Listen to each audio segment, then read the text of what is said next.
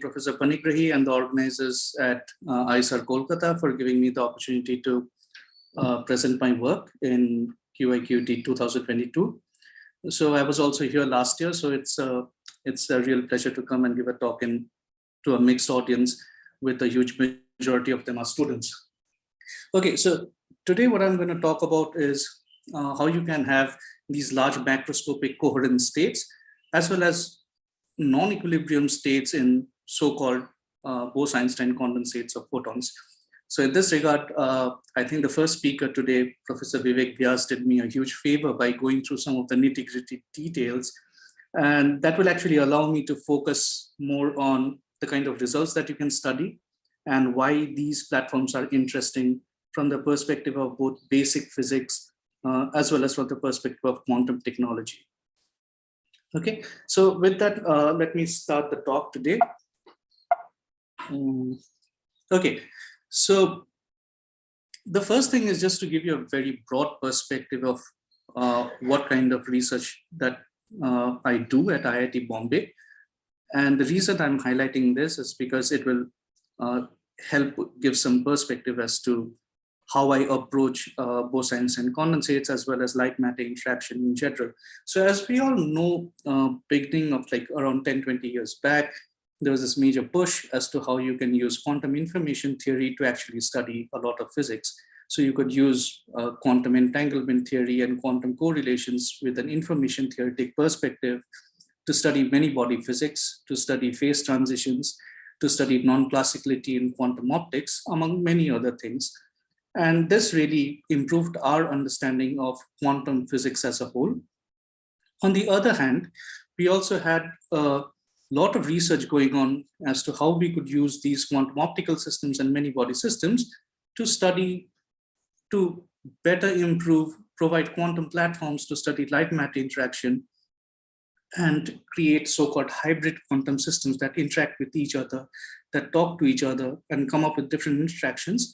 That in turn would help us design new kind of quantum devices for quantum computation, quantum communication, among other things.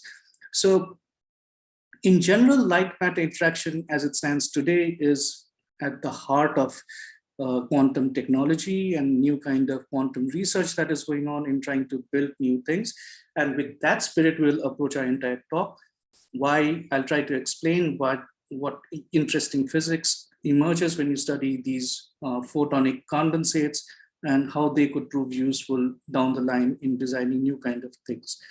Okay, so to give you a brief outline, so when we talk about light matter interaction, we basically have two distinct domains, and the field is actually quite broad in some sense now.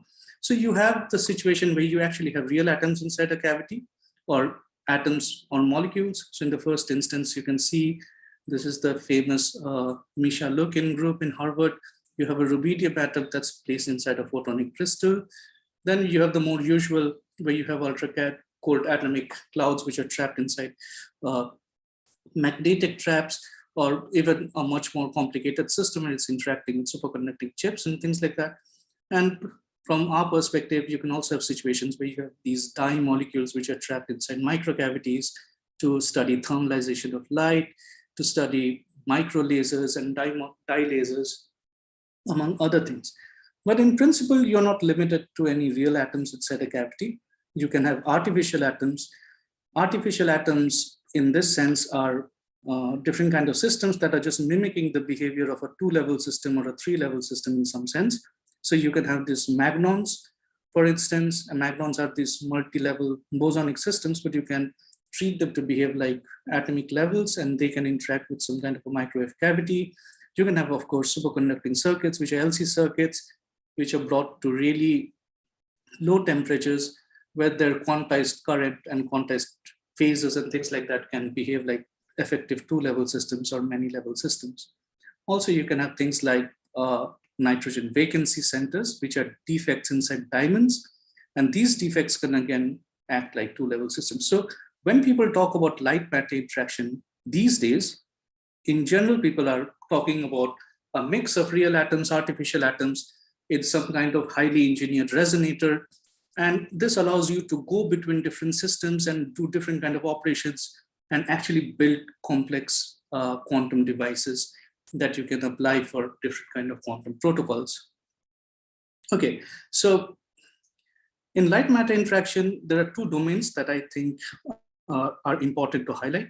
So first domain is the domain of what we know as hybrid quantum systems. These are strongly coupled systems that exchange information with each other, and they're useful for creating entanglement, for creating single photon sources, for creating quantum memories, and a lot of different things. So these basically operate in the strong coupling regime, where there is a coherent exchange of energy between light as well as the matter. And this was the theme of my talk at QIQT 2021. And the other regime is basically where you see the lot of non-equilibrium phenomena. So in this case, the strong coupling is not necessary. You can, in principle, be in the weak coupling regime.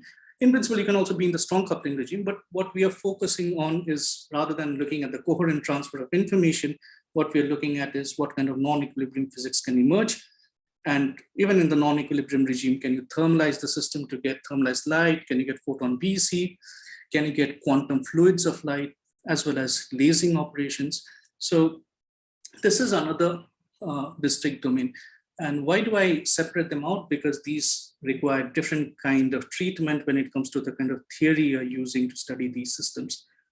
Okay, so the focus of our talk is today on understanding these non-equilibrium phenomena that arises when light and matter interact inside these, so inside microcavities specifically. Okay, so let me start with Bose-Einstein. For some reason, I can't see the heading of my slides. Okay, so let me start with Bose-Einstein distribution of photons. So we all know that you can have, and this is something the first speaker alluded to today morning, and he was very nice enough to go through the exact mathematical details, but I can skip that and give you a very qualitative picture. And if you want the mathematical background, you can always write to me and I can refer you to sources or have a discussion. So we know that for bosons, you have like this Bose-Einstein distribution. This was given by Satyendra Bose long time back along with Einstein. And Einstein basically predicted that if you have such a distribution of bosons, then as you lower the energy and go to the ground state, as you keep lowering the energy, keep lowering the temperature, you will reach a situation where there will be some kind of singularity, and all the additional states that will have to collapse to the ground state, because that's the only allowed state in the distribution. Okay, but we pause to think about, why don't we see that in photons? So in photons, we really don't talk about any photon condensate. And one reason is, supposing you have a thermalized or a Bose-Einstein distribution of photons inside some black body, which is in thermal equilibrium with the temperature of this black body. And if I now keep lowering the energy, keep lowering the temperature, at some time you basically lose all the photons. So all the photons have basically been absorbed into the walls. And this is because we have something known as the Stefan's law, which connects the photon density with the temperature. And as the temperature is lowered, you in principle don't have any photons left inside. So in principle, you can't lower the energy of a photon. The lowest, as you keep lowering the energy of the photon simply is a quantity of energy itself, and it just will disappear. So how do you condense photons? And experimentally, this was done using a very clever experiment. And as the speaker mentioned in the morning, this was around 2010 in the University of Bonn by the group of Martin Weitz. And what Martin Weitz's group did was very clever. They tried to get away with this disappearing photons. They wanted to conserve the photon number. And I'll give you a brief overview of how they achieved it. So first thing, they wanted to conserve the photon number, right? And one way you can conserve the photon number is by, instead of using a black body radiation at any temperature, put them inside a microcavity. Put them inside a microcavity that allows for only a single longitudinal wavelength. So all the photons that are inside this microcavity will have to have this particular wavelength, because that's the only permissible wavelength or the mode, photonic mode, that's allowed by the walls of the cavity. And this immediately you can see in the figure. Let me see if I can get a pointer. Okay, so can you see my arrow? Can you see my cursor? You can see your cursor, yeah. You can see your cursor, yeah. Okay, so if you look at my cursor, you can see this. So if you have this photon in free space, as you decrease the energy, you basically go down to zero in terms of the wave vector. But this cavity allows you to, this cutoff energy is set in out here. So that's the minimum energy that can be, that is governed by what is the permitted longitudinal mode of the cavity. This is perfectly fine. You can ask me the question, this is nothing new. People have been doing this for ages. This doesn't achieve anything. Yeah, and I'll say true, because the next part is, you've put everything inside the cavity, but how do you create the Bose-Einstein distribution? Because for condensation, you'd need the Bose-Einstein distribution. So you need to achieve this thermalization. And they achieve this thermalization by placing dye molecules inside the cavity. And what this dye molecule does is, this dye molecule rapidly absorbs the photons and re-emits it. And in the process, when it's absorbing and re-emitting the photons continuously at a very, very fast rate, it basically ends up creating a photon gas. So it creates a two-dimensional Bose gas of photons, which are not interacting with each other, but which are thermalized to the temperature at which the dye molecules and the solvent is, because of this rapid absorption and re-emission of the photons. But even this is not enough. Okay, you have an exchange of, you have like photons absorbing and re-emitting this, but the last thing which is very important is, this dye follows something known as the Kennard-Stepanov relation. And this Kennard-Stepanov relation basically says the rate at which absorption and emission takes place. So this one is the emission, the red sign, and the blue one is the absorption. The ratio between the two has this Boltzmann factor here.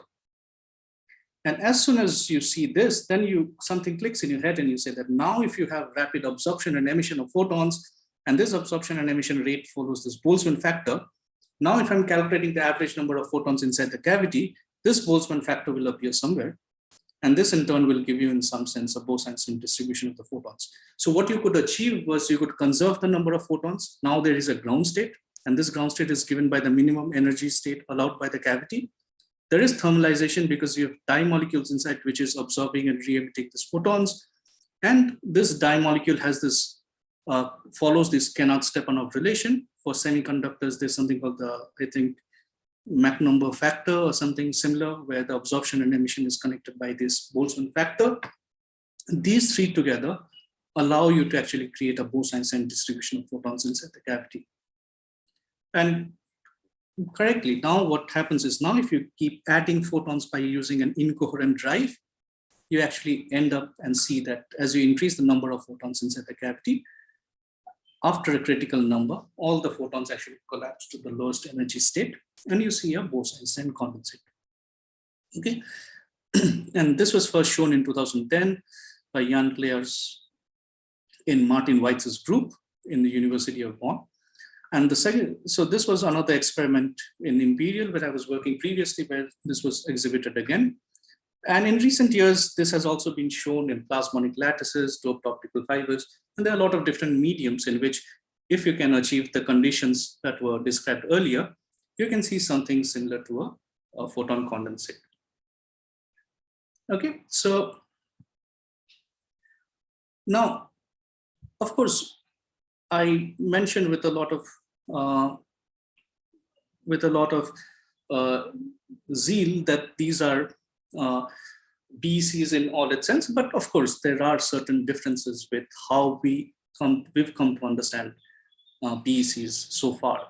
So one important thing that you have to keep in mind is, unlike atomic BECs, these are driven dissipative systems. What I mean by driven dissipative system is the excitation here is continuously being put in by an external incoherent laser, which is causing excitations in the molecules, as well as there are losses in the system. So the steady state is actually a non-equilibrium steady state. Unlike atomic BECs, which are in a true thermal equilibrium, they're a conservative system, there are no losses in the system. Okay, so that's a very important point. So when you think about atomic BECs as compared to say photon BEC or polariton BEC, we'll discuss briefly what a polariton BEC is.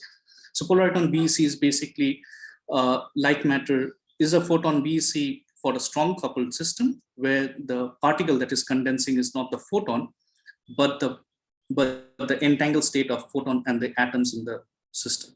So polariton is an entangled state of photons and atoms, and these entangled states are actually condensing in the strong coupling regime. But as we mentioned, the photon BEC is in the weak coupling regime, and in the weak coupling regime, you basically have is just the photons that are condensing. But they are open system, they are driven dissipative system. There is a drive that is driving it, there are losses in the system, so they are not in true thermal equilibrium. And secondly, the interparticle interaction in atomic BECs is relatively higher. And this allows you to see interesting features such as superfluidity and vortices. So you can stir an atomic BEC, and due to this interparticle interaction, you will get a lot of interesting physics that emerges beyond the BEC structure. And as polaritons are strongly coupled systems, even polaritons actually show such interparticle interactions. So you can see superfluid-like behavior even in polaritons. But simply photons themselves don't interact at all. They're very, very weak when if you come to some effective interaction between them. So the question now arises is, can you see macroscopic behavior in photon BEC? Of course, you can have the BEC state, which is a coherent state in the ground state. But beyond that, can I stir it? Can I get some other complex state that comes out of it? Can I get superfluid-like behavior? So far, this has not experimentally been observed because the interparticle interaction is very, very weak. But we'll see if you were to come up with some nice suggestive models as to what can be looked at, what are the interesting features that we get. So that is one question we'd like to look. And I must mention there are a lot of interesting works in this, including one by the group of Professor Panigrahi, where they use some amount of weak particle interaction to write down the traditional Gross-Pitavsky equation and try to study what are the different phases that emerges. And this also follows up other work by Axel Pelster, Maria Zimanska in London, among even Martin Weiss had some papers where he uses like thermo-optic coupling to show some kind of weak interparticle interaction. That can give you some hint as to if there was some interparticle interaction or what kind of macroscopic properties or what kind of phases would arise. Okay, so this is one way in which photon BEC is different from, say, the conventional atomic BEC or even a polariton BEC. And on the other hand, even within the regime of just light matter interaction, if you look at what thermalization is and what is the coupling strength, you get different regimes in which different kind of physics actually occurs. So in the bottom part, I have thermalization, which is basically the ratio of how many photons are absorbed compared to how many photons are lost from the system. So you can understand, so thermalization will be better if the dye molecules absorb more photons than photons that are lost outside the cavity. So more absorption means more re-emission, more absorption. So this allows the thermalization process to occur better. So more absorption means you'll have better thermal equilibrium. And on the other hand, we have coupling between light and matter. So you can see if your coupling is weak, but you are in the non-equilibrium regime, you actually get something called a polariton laser. Polariton, as I mentioned, in the strong coupling regime, are states that are entangled states of light and matter. They are not photons, they are light matter entangled states, but for all purposes, they behave like bosons. So you can have a polariton laser, you can have a polariton BEC in the strong coupling regime if you achieve thermal equilibrium. Whereas in the weak coupling regime, you would get the conventional micro lasers or a semiconductor laser. But if you achieve thermal equilibrium, you will get photon BECs. So the reason I show, flash the last two slides is to give you an idea that first, photon BECs are different from atomic BECs. They are driven dissipative systems. So they require a different theoretical treatment to study. And second, in the second slide, I want to show that they basically work in the weak coupling regime. And our aim is to actually achieve thermal equilibrium. Another important point here is you can see by playing around with thermalization, I can actually look at both thermal physics as well as non-equilibrium physics. So it gives me a perfect platform to study non-equilibrium dynamics in some sense. I can tweak the thermalization, I can look at different kind of phase transitions, and I can get different kind of behavior in the system, depending on how I'm controlling it, even experimentally. Okay. So what are the main results that we will look at today? So the first two main results that we'll look at simply accounts to the non-equilibrium versus the thermalization factor. So in the first, we would see how there are certain stochastic processes that dominate the formation of these photon condensates, and how you need a slightly more complicated theory to study these systems. And in the second part, we look at something even more interesting, is that what if I take this condensate down to very few photons, say 10 photons or say 50 photons? Will I still get a different phase transition into a condensate and things like that? So typically when we talk about phase transitions and we talk about different phases and condensates, we think of large number of photons. But this particular system allows us to study these even for very, very few photons. And very, very few photons allows you to actually go to the very quantum regime and look at exotic states of light. And in the next two, if we have time, so we are, in the next two part, what we'll look at is basically how you can study transport of light in the systems. And in the last part, we'll look at spatial correlations of light. So in this case, we would look at how even in photon BECs, you can get macroscopic structures and vortex-like phenomena that you get in the strong coupling, in systems like atomic BECs and polariton BECs. So how we can get that. So if we don't have enough time, maybe we'll skip part 3 and just go from 1, 2 to 4. Okay, so conventionally when people study atomic BECs, sorry.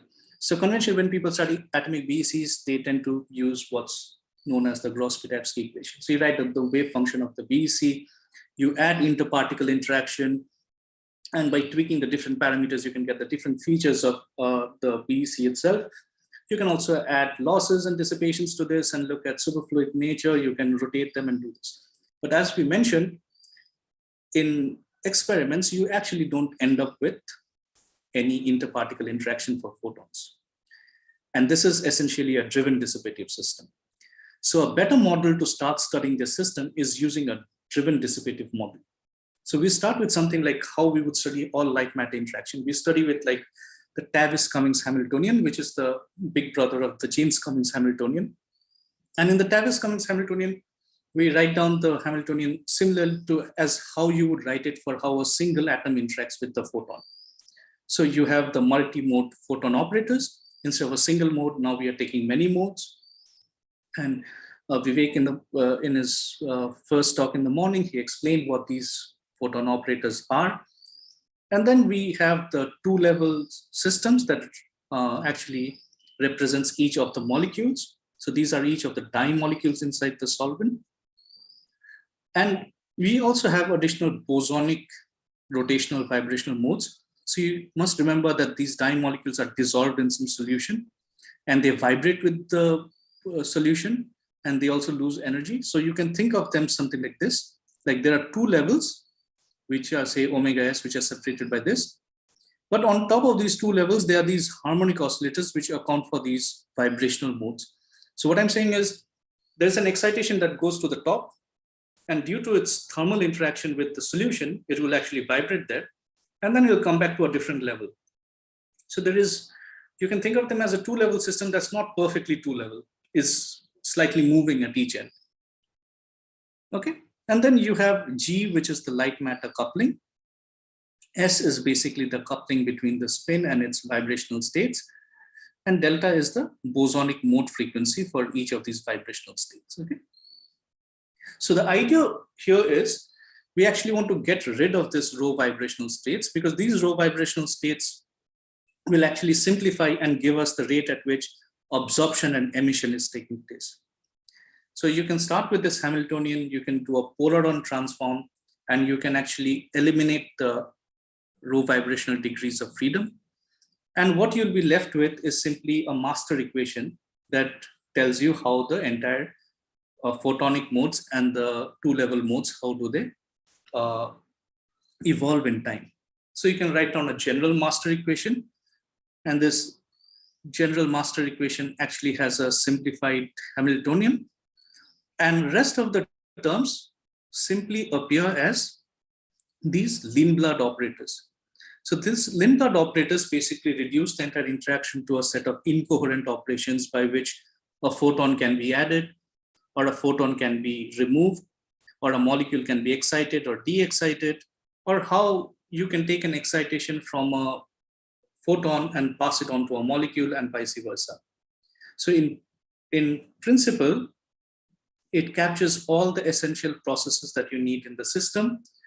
It gives you the processes by which there is absorption to mode K prime, there is emission to mode K, then you have incoherent excitations due to your pumping. You have, this is your emission process. This is when a molecule de-excites and emits a photon. This is your absorption process where the molecule absorbs a photon and gets excited. Then you have kappa and gamma down, which are basically incoherent processes by which you lose excitations to outside the cavity. So when kappa and gamma down happens, you're basically losing this excitation and you're not recovering it again. So these are losses in the system. Okay, so this entire dynamics, starting from the Hamiltonian that we started with, reduces to this set of Lindblad operators. There is no coherent dynamics that comes. So what is the best way to study it? So in the first case, what you can do is you can ignore all intermode coherence. So let me go back here. So here, if you look at this particular part, you can see that this actually couples the mode K with the mode K prime. So there is some kind of intermode correlations that will develop, but we can ignore that at the first part. We can just work with just each mode K. So each mode K basically, so what I'm saying is whenever there is an absorption from one particular mode, the emission would also come back to the same mode in that sense. It's not coupling different modes at different times. We're just ignoring that for the time being. And you can write down a general master equation, which is much, much simpler. Okay. Again, we have the simple absorption to mode K and absorption to mode K prime. And this is a much, much more simplified master equation. We'll see that this does not solve all our problems. Okay, so the first thing that we want to do is we want to solve this. So what is the way to solve this? You have this Lindblad equation. The best way to solve this is solve this Heisenberg equation of motion, right? Or the Lindblad equation of motion, sorry. So this first part is the Heisenberg part and the rest is the Lindblad part. And you can write down the rate equations. So you can write down the rate equations for what is the photon number in the kth mode, or you can write down what is the excitation for the ith molecule. Okay.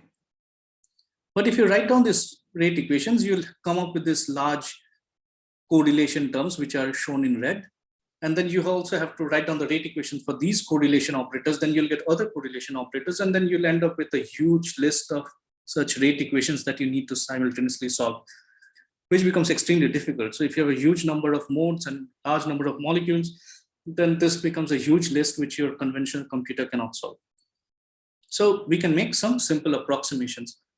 So in the first step, what we can say is we make a semi-classical approximation. We say that the number of photons are, number of molecules are so many that I can neglect all dye and photon correlations for the time being. So what I can take is I can take these correlations and simply replace it by the product of the two correlations. So I'm taking AK, sigma I, sigma I, and we're just multiplying the two.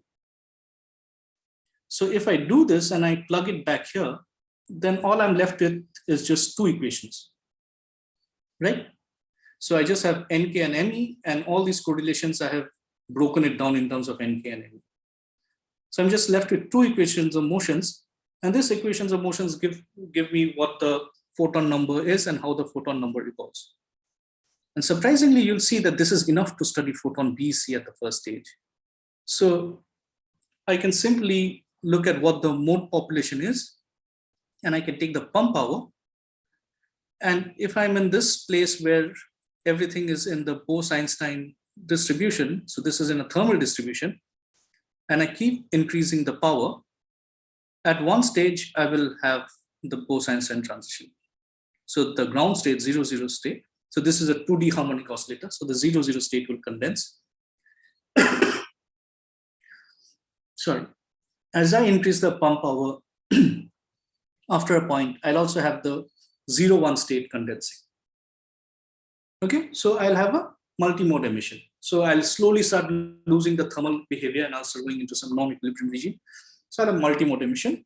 I'll also have something called a decondensation effect, where because the 0, 2 mode has condensed, it has taken away molecular excitations, forcing the 0, 1 mode to actually lose its excitations and go down, lose the number of photons and go down. So there is this mode competition that takes place because they are fighting for the same molecular excitations. Okay, you can also study quench dynamics and look at critical slowing down. So you'll get this critical slowing down near these phase transitions. So if I quench the system around any of these phases, so you can see that the dynamics is very small, and this is expected. These are like phase transitions to a BEC state. These are non-equilibrium phase transitions, and as expected, you'll also get critical slowing at this point. Another interesting thing that you see is you also get some amount of non-critical slowing down, but this is much smaller than the critical slowing down, but nonetheless, this takes a lot of time. This is in the log scale, remember. And this happens when there is extensive mode competition setting in.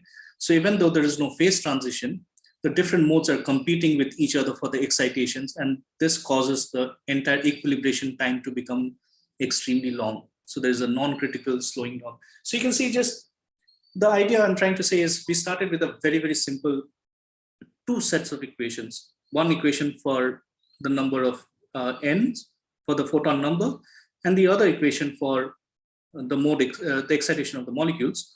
And the two together already gives us a lot of rich physics, starting from the Bose-Einstein condensation to a lot of non-equilibrium behavior, quench dynamics, and a lot of other things. So a simple driven-dissipative description is sufficient to actually study the basic structures of BECs. Okay, so, but you can also look at others. So this was one very nice experiment that we did, and we were a bit perplexed as to what was happening. So if you look at experiments, so this is a very different kind of experiment. We are not looking at the steady state behavior. What we are instead saying is, if you have a small pump initially with a particular power, and then you switch it off, then you can see that there is an immediate stimulated emission, and this gives rise to some condensate, and then it goes down. And as you go close to the threshold, you can see that there is no, below a particular pump power, there is no actually any condensation forming. But if you go very close to the threshold, you see that you have condensate forming, but this condensate forms at a much, much later time. There is some delay in the condensation forming. And there's no reason for this to happen, right? Like, why should all the condensate not form at the same time, and after a particular one, there is no condensate? Why is there delay out here? So there is some underlying fluctuations out here that we don't know of. And the kind of equations that we had for the photon number and for the molecular excitation, that does not tell you anything about the fluctuations because you threw away all those terms. So we have no idea to calculate what these fluctuations are. So how do we go about it? So in the first case, what we had done is we go back to the Lindblad solutions. We go back to the rate equations that we had written. And with what we had done initially, we had thrown out and we had factorized these, right? Now we don't factorize it. We want to keep some of them. So in general, any such correlator like this will also be a function of terms like n square, me square, n square, me, and a lot of higher order terms will come. So if I were to not factorize n and me out here, but actually solve for it, I'll need to solve for all the other higher excitations. So what I do is I actually expand this in terms of certain covariances, and I keep all the relations up to the second order. So what I do is I keep all the relations out here, which are to the power 2. So in the first case, I was just keeping n and me, which were the factorized versions of these. Now I'm also keeping the squares of this. So I'm going to the second order rate equations. And when I go to the second order rate equations, what do I have? I have the first, again, I get the original 2 equations that we had. But now I have an additional 3 sets of equations. And these actually give me the fluctuation terms. And this fluctuation terms will then now allow me to calculate the second order correlation function. So the G2 function actually basically just says, if you have two different times T1 and T2, what are the probability of having of detecting a photon at two different times. And then I can also use the quantum regression theorem. Okay, so here you have G2, T1, and T2. Basically says what are the probabilities of detecting two photons at times T1 and T2. Whereas G2TT basically says what's the probability of detecting two photons at a particular time compared to a single photon emission. Okay. But we must know that this is still an assumption because we kept only till second order, but we threw away all the higher order terms. This is still a second order solution. So we can also use something known as a quantum trajectory or Monte Carlo wave function method. And this actually allows you to exactly solve the Lindblad dynamics for our case. So what we do in the quantum trajectory method is, I'll go through this very quickly, but this is something you can all independently learn. It's a very, very interesting approach and it's very easy to implement. You can go to Python and actually solve it quite quickly. And this is the text. Okay, so what we do is in unitary dynamics, as we know, we have a state psi and we evolve this using the Schrodinger equation. And the way we calculate the expectation value is simply by taking an inner product of the observable A. And the dimension of solving this is D, which is basically the dimension of the wave function psi. So if you have a two-level system, this D is just 2 because you have an upstate and a downstate. Okay, and your A is a 2 plus 2 matrix, right? 2 matrix, right? So it has a dimension of D square. So you can actually solve this in the D equal to 2 space. But think about it in the dissipative dynamics. In the dissipative dynamics, you're not solving for the state psi, but you're solving for the density matrix. And the density matrix has a dimension that is square of, like, give or take something for the trace. But in it's square in terms of the order of states that you require to describe it, right? So density matrix is actually the outer product of any quantum state wave function psi. And all the operators actually now live in the, so all the density matrix lives in D cross D or the D square state. So Monte Carlo or the quantum trajectory method, maybe I'll not use the Monte Carlo because it's a bit confusing. So I'll just stick to quantum trajectory approach. So in the quantum trajectory approach, what it says is you can unravel the rho in terms of all these psi i's. So don't solve for the rho, which is the density matrix. Solve for all this psi I, but instead of using the normal Hamiltonian, use an effective Hamiltonian, which is non-unitary. So this is basically your original Hamiltonian plus the loss terms. And you can evolve this in a non-unitary way. And the losses can also become in terms of additional quantum jump operators. And this entire thing evolves in a probabilistic manner. So with some probability, you evolve the system in a non-unitary way. With some probability, you apply a jump operator that reduces a photon instantaneously or adds a photon or de-excites a molecule instantaneously or excites a molecule instantaneously. And every time you evolve this, you have a different kind of a trajectory that is taking place. But if you average them over a large number of such trajectories, you will get back the original dynamics. So that is the entire idea of using quantum trajectories. And this actually exactly solves your Lindblad equation. So for us, this works to be very well, because as we mentioned, our original Hamiltonian did not have any coherent interactions. It was completely an incoherent term. And even the effective Hamiltonian actually does not create any coherence in the system. So it's completely energy conserving. So if you start from one particular basis, you just stay in that particular basis. So the entire dynamics can be studied in terms of simply the jump operators. Okay, so if you have simply in terms of the jump operators, and if you apply all of this probabilistically and you take an average, you basically recover the expectation value of any observable A. And then now we go back to the experiments and we now try to understand what was happening. So we look at the quantum trajectories for these different evolutions, and you get something very interesting. You see that when you're far, far above the threshold, all the trajectories look identical. So the way in which stimulated emission is taking place is exactly identical more or less for all the quantum trajectories. But as soon as you go to places which are very close to the threshold, you can see that there is a huge distribution of times in which the condensate is forming.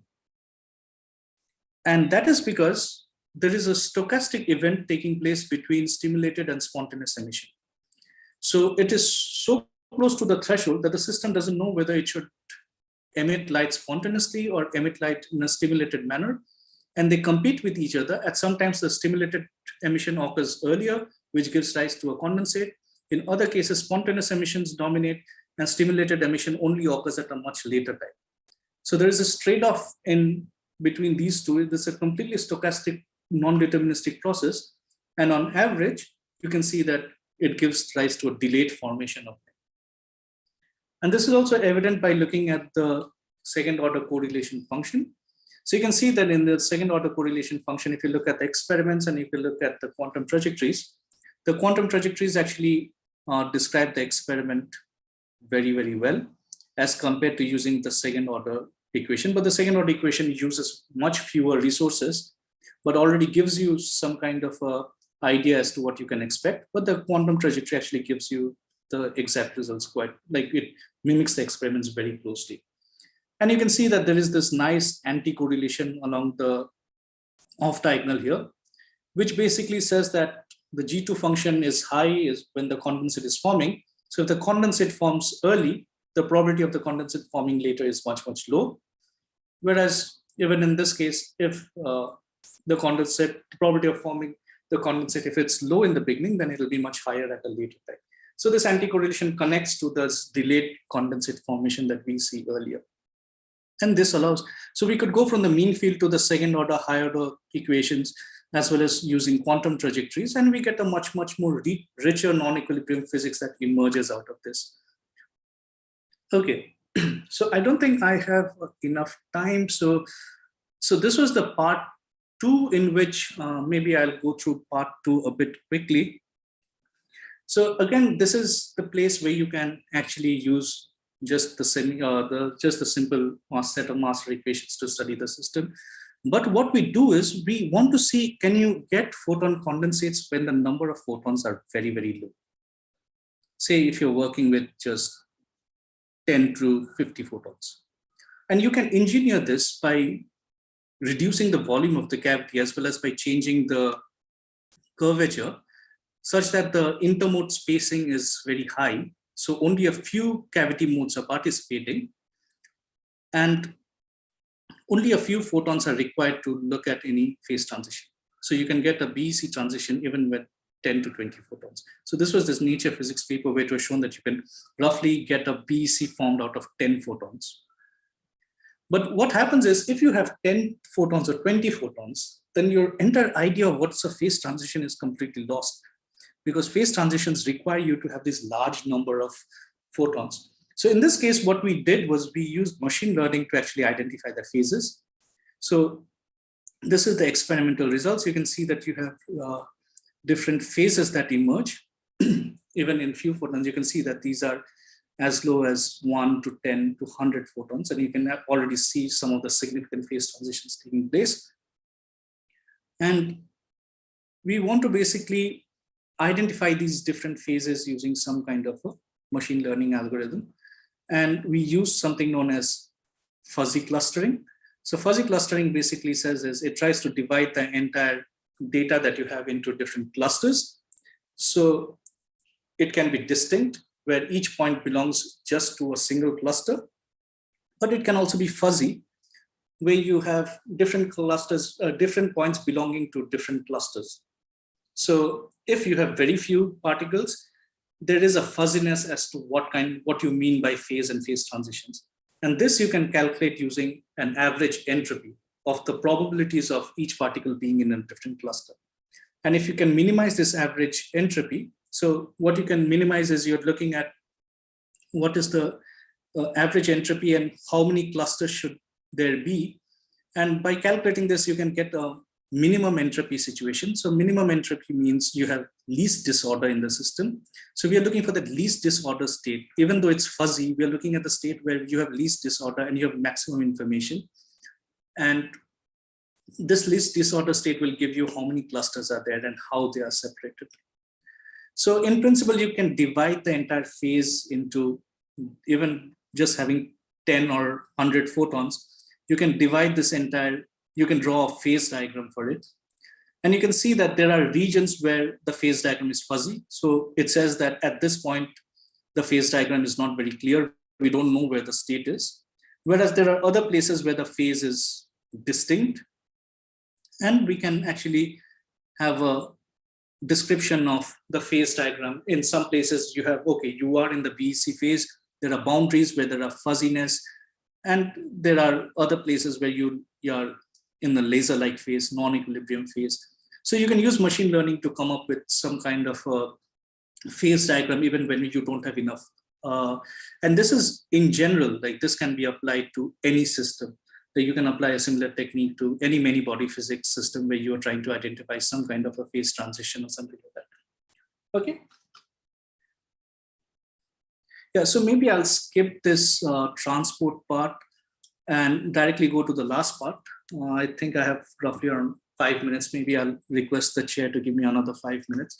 So let me go back to the question of, sorry, the first thing that we asked, like atomic BECs have these interesting features that you can stir these BECs and these BECs start rotating in the system. And this gives rise to interesting features like vortices, superfluidity, and things like that. And as we mentioned, one feature for photon BECs is they are not interacting particles, so they don't develop that long coherences between each other. And you don't really see such kind of a vortex formation or something like that. In principle, this is partly due to we do not know what to do exactly with the systems. Like how would you stir the system or how would you study such things? But our search began with just asking, okay, fine, you can't see vortices and other things, but can you see other macroscopic, can you see phase correlation? You can see phase coherence that develops when you displace the BEC and move it around.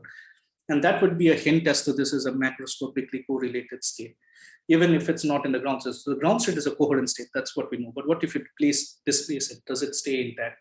Does it create this long-range coherence that remains intact within the BEC? Okay. So first thing to study is spatial dynamics of the photons. And this was a very interesting experiment, again done by the Martin White's group. And it says that what if you have if you pump the system somewhere else, not at the, so X equals 0, this is where the ground state BEC will form. What if you pump it in some other corner? So any light that is formed here, any non-equilibrium state or a condensed state that is formed here, that will keep oscillating within the system. Okay, and what they try to do is they try to change the thermalization qualities, and depending on what the thermalization is, they try to see what kind of behavior forms, and they get some very interesting results. They see that if the thermalization is very poor, then you basically have this BEC which keeps on oscillating between the two. So you can see that in this figure, or the first figure to the left here, you can see that the BEC keeps on oscillating between these two points. Then as you gradually start improving the thermalizations, from the middle, you go to the picture in the right, you see as thermalization improves, the system also thermalizes, and soon the system actually collapses to the ground state to form the ground state BEC. Because the system is so well thermalized, it condenses ultimately. So even if you pump and form some kind of a non-equilibrium condensate somewhere on top, this will actually oscillate, but ultimately in the good thermalization regime, it will come and collapse to the ground state, which is expected, I guess. But how do we study this? So far, what we were studying is we were simply looking at what the photon number is or what the fluctuations of the photon number is. We were just solving for the photon statistics. We did not have any spatial component to it, right? So first thing we need to do is we need to tweak our theory to study these spatial movement of the photonic BEC. Okay, again, yeah, so this is the bad thermalization, this is the good thermalization with the BECs forming. So we go back to a master equation again, but this time we do not ignore the mode-mode coherence. So now we are particular about what the mode looks like and how it couples to a particular molecule in space. So Ri here is the spatial description of the molecule. Okay, so what is the mode wave function of k at the point I, where the molecule, where sigma I lies? And this is, say, we call this function gkk prime. Okay, so it's the overlap of the k and the kth mode at the ith location inside the cavity. And in principle, we can write down, again, we can write down a set of equation of motion using, again, for the Lindblad equation. But in this case, we have not used any, we have not thrown away any of the terms. And you can see that nkk here actually not only captures the photon number average for the kth mode, or the average photon number for the kth mode, but it also calculates nkk prime, which basically captures the correlation between mode k and k prime. And similarly, we can expand upon this. We have a density at an FKK. So this basically again says what is the molecular excitation, but with an overlap with the GKK prime function, which basically sees the overlap of the mode K and K prime. Okay. And you have different terms that would arise, but you can see now there is a mode dependence out here. It is not completely independent of two different modes. So you can see a K and K prime actually arises. And you can see if you break this down, you can write it down in terms of a non-oscillatory part and an oscillatory part. And solving this equation will actually then give you this spatial oscillation in the system that will allow you to study how this thing actually moves inside the system. Okay. So this gives you an equation motion of the mode coherent dynamics. So now, once we know, okay, now how we can solve the spatial thing, now we ask a more interesting question. What if I have a drive that actually is running in a circle and stirring the entire BEC? So this is how people study atomic BECs. They have these drives which stir the BEC.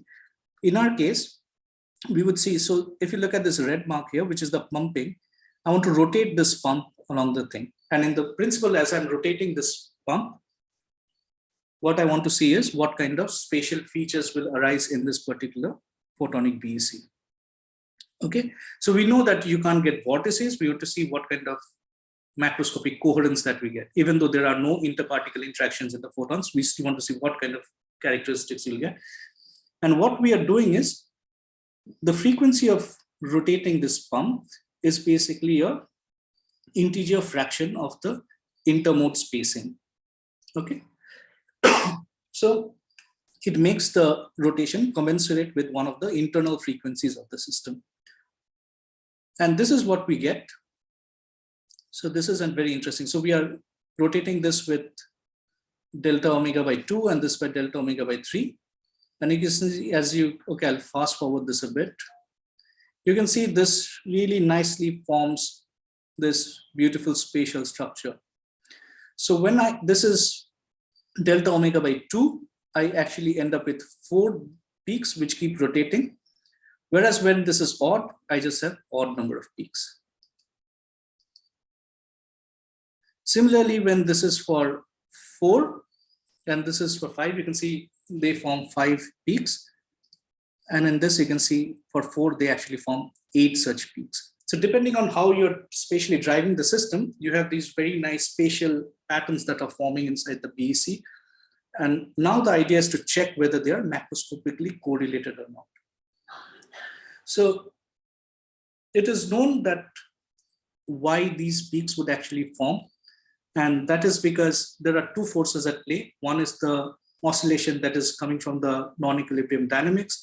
And the other from the equilibrium, from the thermalization dynamics, there is this oscillation that's coming in place. And then you have a non-equilibrium drive that is going around in circles. And these 2 allows the condensate to actually oscillate in the plane and actually collide and form these important structures. So you can do the mathematics and see you'll get this odd and even behavior, which would show this oscillation pattern. But importantly, okay, I'll just skip over this. Importantly, if you look at what the first order correlation function is, you can see that the first order correlation function is actually gives you a very fixed pattern between the entire macroscopic coherence. So it actually gives you a very vortex-like feature where the entire phase of the system is actually preserved, even though the system is actually moving. So this gives you a macroscopic coherence, spatial coherence in the system, even though there are no interparticle correlations that are supposed to work here. Okay, so with this, yeah, let me end. So why are these important? So there are many reasons. One is that such macroscopic coherent states could really be important for computation and error correction. So these are two papers. So this is one in Science by the Martin White's group, where they show that you can create these superposition states out of these condensates. And secondly, this is the PRX quantum by the Amazon Web Services group, and they are building fault-tolerant quantum computers using CAT states. And CAT states are these macroscopic class states, superposition of macroscopic states that can very easily be motivated from a structure like this. Again, there's this important result in polaritonic BECs where you can use quantum simulation with condensed light in micro-engineered lattices.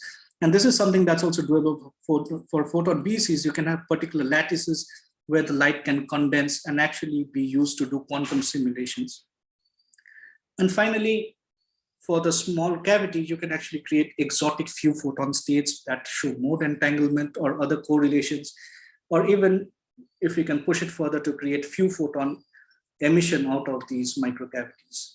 So these can have actually a lot of interesting applications in some form of quantum technology or quantum devices or the other.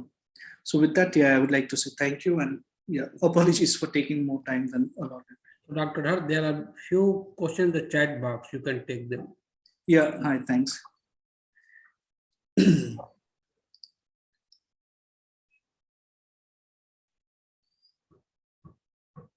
Yeah, so which one is the first?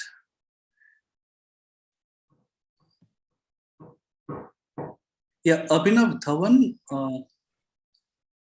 I'm sorry if I missed it, but wasn't photon BEC non-equilibrium category in a... Yeah, so Abhinav, can you hear me?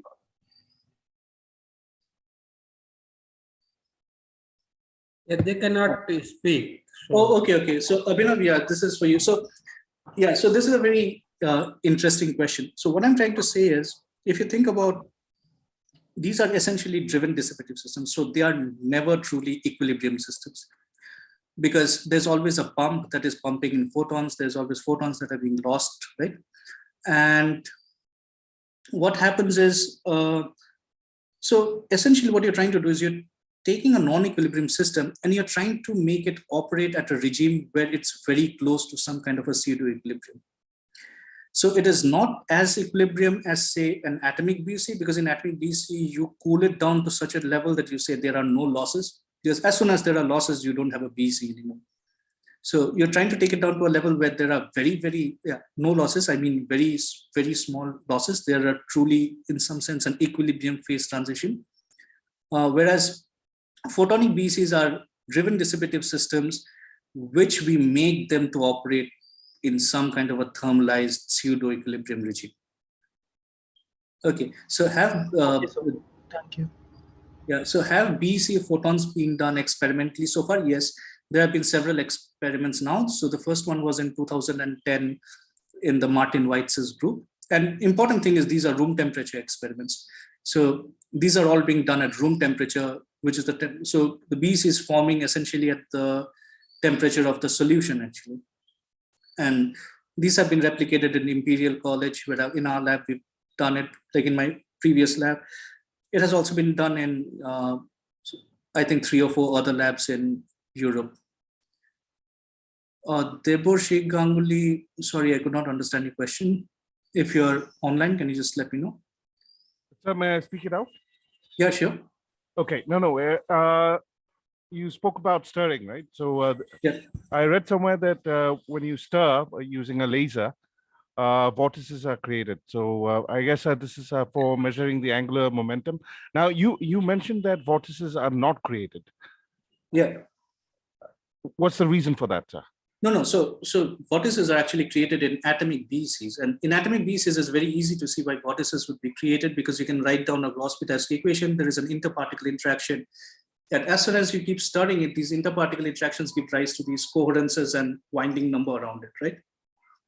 But Okay. if you think about the photon inside these cavities, these photons actually do not have any interparticle interactions. You can artificially put them and you can create it, but experimentally, they don't actually interact sufficiently with each other. But what we are trying to do is they nonetheless form superposition of different modes. So what I'm trying to do is I'm trying to drive the molecular excitations in such a way that they excite different sets of these modes, and these modes superpose with each other and then would give you a phase coherence which looks similar to a vortex.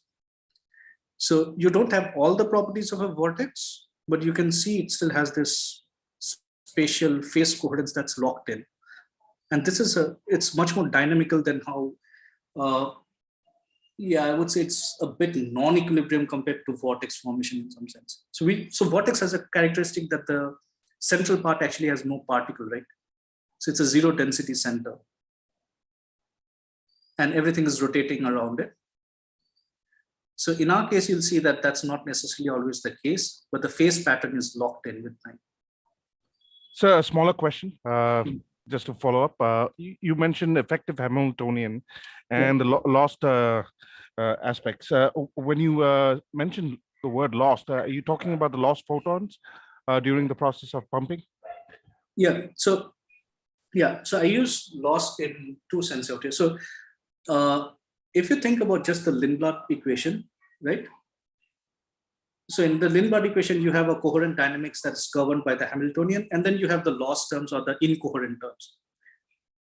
And what you basically do while writing the effective Hamiltonian is you take the coherent term or the Hermitian part and you add these losses or this incoherent terms as a minus I term that just adds along. So you add these terms to this. So the net Hamiltonian actually becomes a non-Hermitian Hamiltonian. So your system is not unitarily evolving anymore. It is evolving non-unitarily. So it's losing its normalization with some finite value, which gives you the probability with which the jump will occur. Thank you, sir. So if there was a blackboard, I could actually explain this very clearly, but please do read it. It's a very interesting analogy as to how you can use quantum trajectories. I promise. Thank you. Thank you, sir. Sir, I have a question, sir. Yeah. So this Bose-Einstein condensate formation, we are saying when we decrease the temperature, the system is occupying the ground state, right? Yes. Yeah. Like, is it similar to the Fock state? Like all the photons occupying the same state? Yeah. So the ground state is actually very interesting, right? Like the ground state is also the Fock state, and it's also a coherent state. So the ground state is also the eigenstate of the annihilation operator, and it's also the zero state. So what is the Fock state? So how do you define a Fock state? A Fock state is basically writing down the eigenstates of a harmonic oscillator simply in terms of just the energy levels, right? Yes.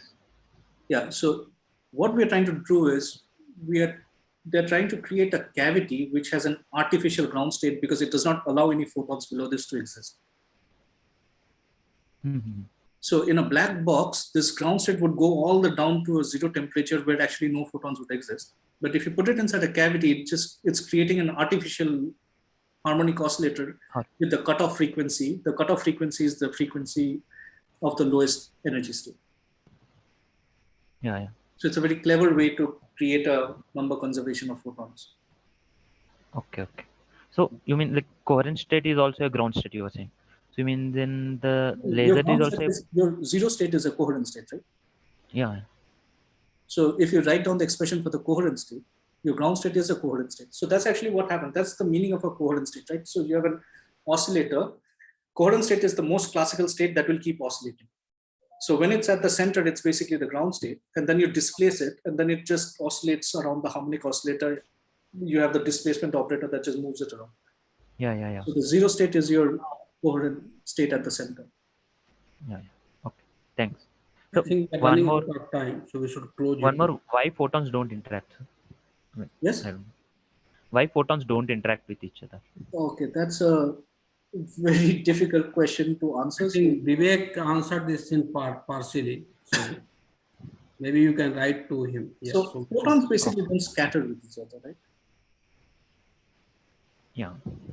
So if you have two photons which are just hitting, they'll just pass each other and not talk to each other. So if they are not scattering each other, so that's what we mean by interaction. Whereas if you have two electrons, they will scatter and they'll change the momentum.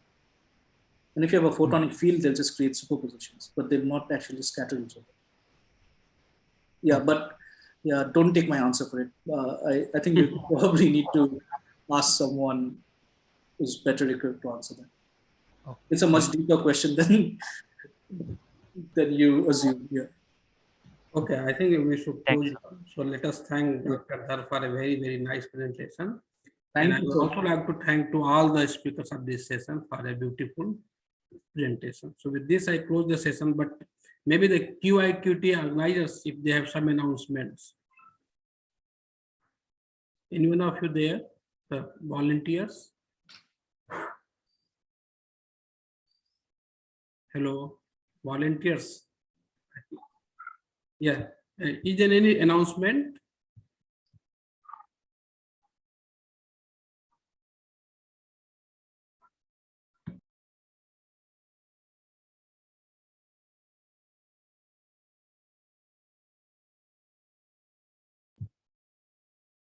Okay, thank you. Okay, so I will close now. Bye bye.